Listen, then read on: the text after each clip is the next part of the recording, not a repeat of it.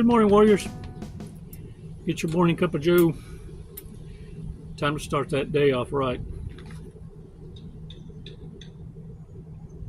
You know, one of the major narcissist red flag is having great dreams and ideas but failing to execute. I call them dreamers.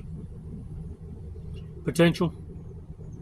They're always trying to sell you on an idea, but if you pay attention, it's the same idea they've been sharing for decades.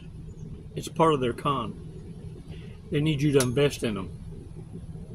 They need you to believe in them, that they're intellectually sound. And it's how they steal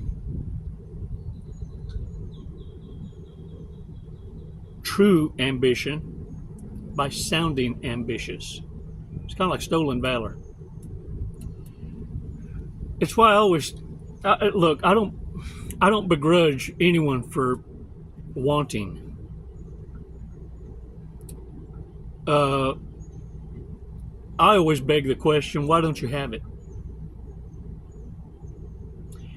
And what's a telltale sign of narcissist, sociopath, psychopath is going to be that lack of ambition, lack of consistency, lack of dedication. They always want the easy way out. And so I always tell them, well, let's see. Let's put your hopes and dreams in one hand and shit on the other and see which one fills up the quickest. Because they never ever will have accomplishments.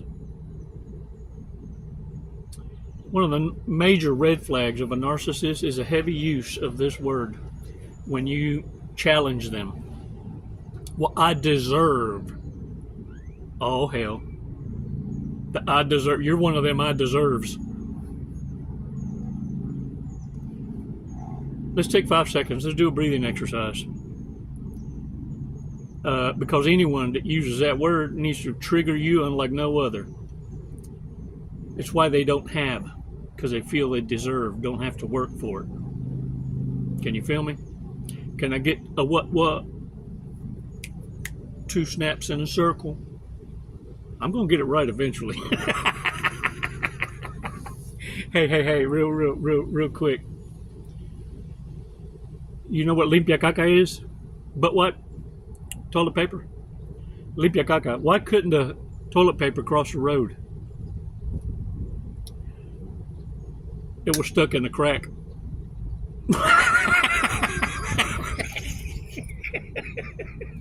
Stop it. Okay. Shut up already. Let's do this breathing exercise. Let's brief again. I took your breath. Now get that limpia caca out the crack.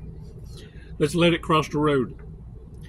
5 seconds. 5 seconds. Let's do this breathing exercise so we can learn to let it go. It was never your problem. Stop acting like you're going to get some healing around the same environment and people that broke you. That's like going to the vendor that sold you the bullets and now provides you the band-aids. Ain't never going to happen. The greatest gangsta move you can make is walking away. Oh, you're going to lose some people. But look. They already saw themselves out when you needed them most. That's the list automatically of the ones that you need to block. Don't entertain a reason. Don't negotiate. You don't negotiate with terrorists. Let's take 5 seconds. Let's do this. Come on.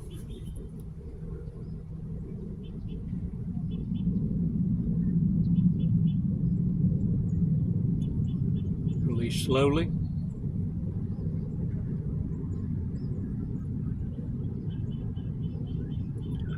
All right. Ooh, dog. You know, narcissists, upon the discard, thought that they were too gooderist for you. That they could go out and find more better bestest to replace you. The hoover is the loser. What the hoover means is what they thought was options wasn't options at all. You see, options are those folks that you want and they want you back. Narcissist mistake, I want to pump and dump you with options. Hit it and quit it. Yeah.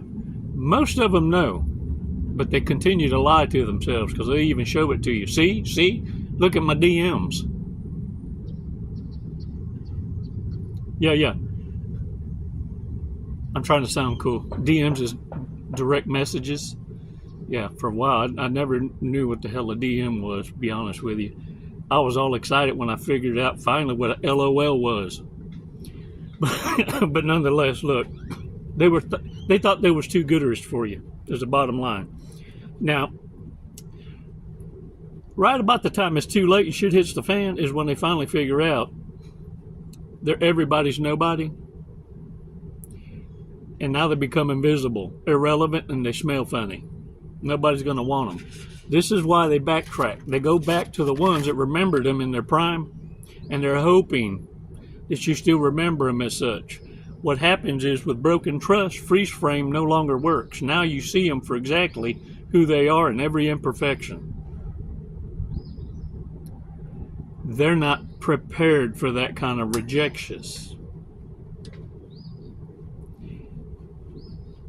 And look, let me tell y'all something. What makes narcissists so dangerous? They're rebellious. Their spirit is a rebellious spirit. It's a Jezebel.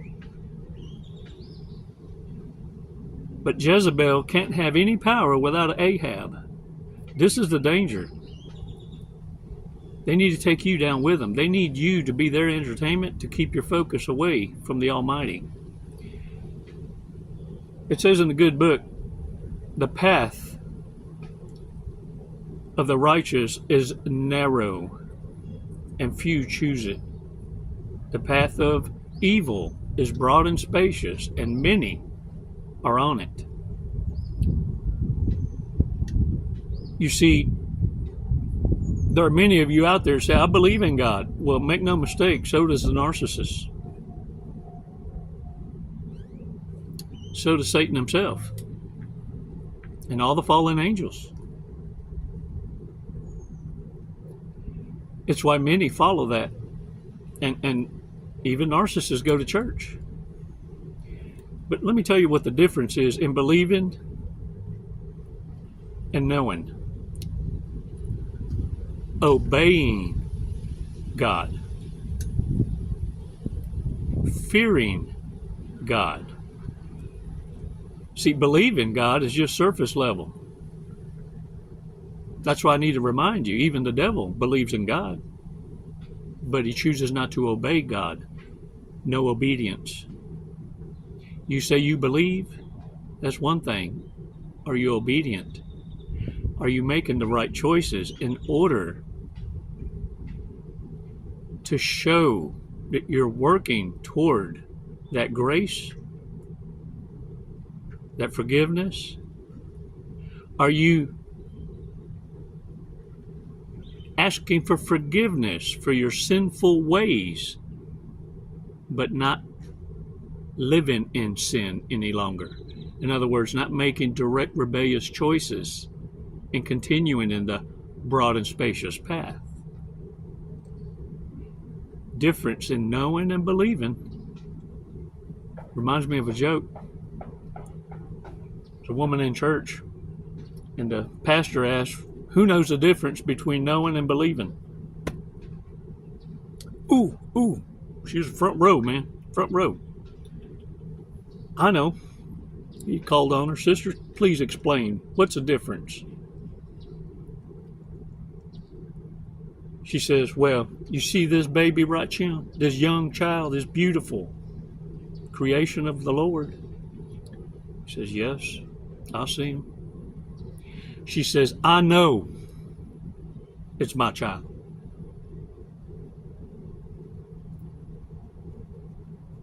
You see that man 3 rows back in the pew wearing the white shirt? He believes it's his. Yeah. Rebellion disguises itself as virtue. In the front row.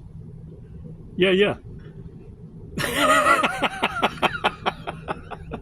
Yeah, warriors. Look. You're going to stand apart, especially when you're in obedience to the Father. Narcissists are the first ones to be able to tell. They can feel it. They can see it. It's a vibe. It's an energy. And it rattles their demons. So much so, look, check this out. Even if you keep to yourself and you don't bother nobody, apparently it still bothers narcissists unlike no other, some kind of bad. You can't win, so why bother with these kind of people? Always looking to be offended even by your dang silence. They're very destructive, and there's a reason why they chose to pick on you. Because you haven't shown yourself. They're mistaking your kindness for weakness. They expect you to prove yourself worthy of providing them with a lifestyle they can't provide for themselves. It kind of sounds like this. Prove to me that you're worthy and willing to be my beast of burden. Someone that's worthy of taking on my immaturity and my debt.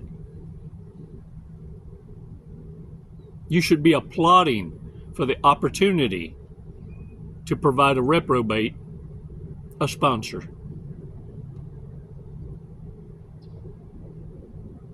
That's what the Hoover is. I fired you, I know, but now you need to prove to me you're worth hiring back to support me. Where in the hell can I sign up for that kind of contract? That's the delusion of the narcissist.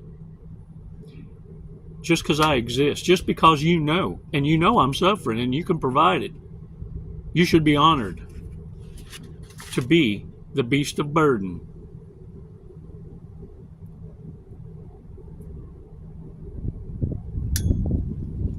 You're the big shit in the narcissist world. Why do you think they're hoovering? You're la gran caca, the big shit.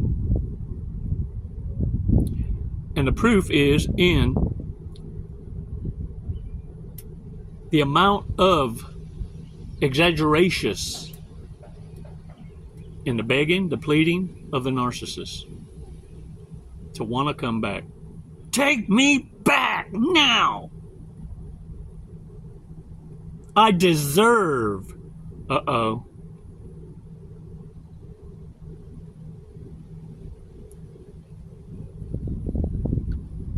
It just so happens that being la gran caca and just being a caca, being the big shit and just being a turd, yeah. The difference is you earned your spot. The narcissists are just a stain on everybody's drawers. That's the kind of mark they leave. You leave legacy. You leave such an awesome legacy that it even leaves an imprint on the clown chakra of the reprobate. It haunts them. This is how they think. They curse the very day they met you, because they should have gotten over you by now, and it pisses them off that every time they come on a new connection, they have a slip of the tongue, or they end up crying out your name in their sleep, and the new connection realizes something. They ain't all up there. They ain't let go. They realize who hurt you. Yeah, because at the sound of your name, all hell will break loose. They relive the tragedy they caused, and it exposes them. They can no longer play the victim. They can never point the finger at you again and call you the villain, when even in their sleep they're shadow boxing and regret. Or regret. Yeah. Smelly asses. Yeah, it reminds me of a joke of the two moles that was digging the hole. And the mole in the front said, "Ooh, I smell fresh air." The mole in the back trailing says, "Man, I'm glad you do, because all I smell is molasses." He says, "Man, you better hurry, you nasty ass." Even moles have issues. What I want you to pay attention to is this. Narcissists despise each other. They can't wait to get the dirt on each other and rub each other's faces in it. And all I need you to do is stop absorbing and observe. Don't personalize it. See, this whole time you were supposed to be an audience member. You weren't supposed to be in the middle of the blood sport. Narcissists ultimately are this. They're your entertainment. All this time, you were supposed to be observing in this journey we call life. You're supposed to be learning what could have been you had you chosen the broad and spacious path of believers. Now you're on the narrow path where the work is much, workers are few. You see, you used to pray for peace. Now you defend your peace. While narcissists are out just trying to get a piece. Guard your meat. They're screaming, they're gnashing of the teeth. And convenient believers, yeah, they pray, only when they need something. Oh, they pray, P-R-A-Y. Because they thought you were one of my kind. Oh, nay. You're numero uno. You're badasses. Keep your foot on their throat. And remember, you're not here to tangle with the reprobate. You're not here to explanations yourself, because it's a waste of time when they've already proven to you they're committed in misunderstanding you.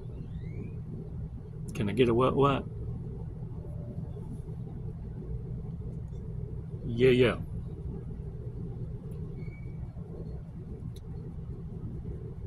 They need you to save them from themselves.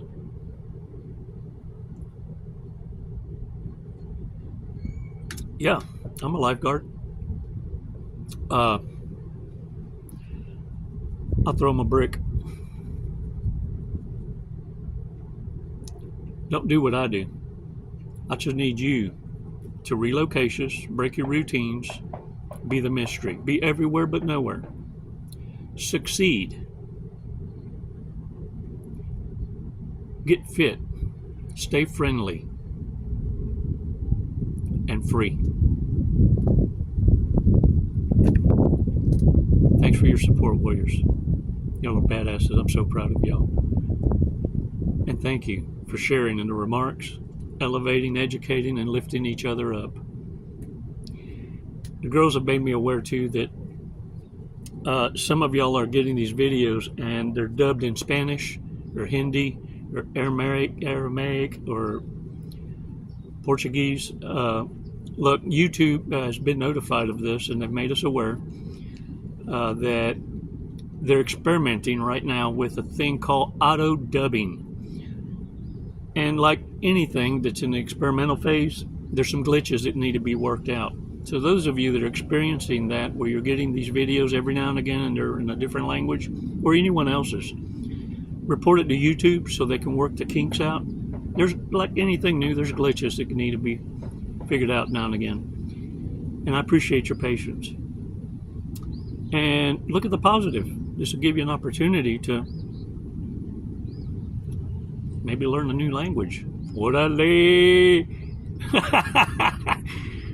But nonetheless, it's affording us the ability as content creators to get the message out.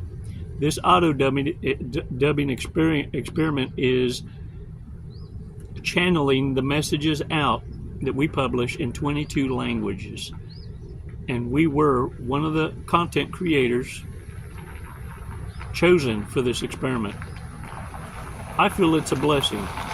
It's going to come with a couple of opportunities, though, to work out, but nonetheless, a blessing.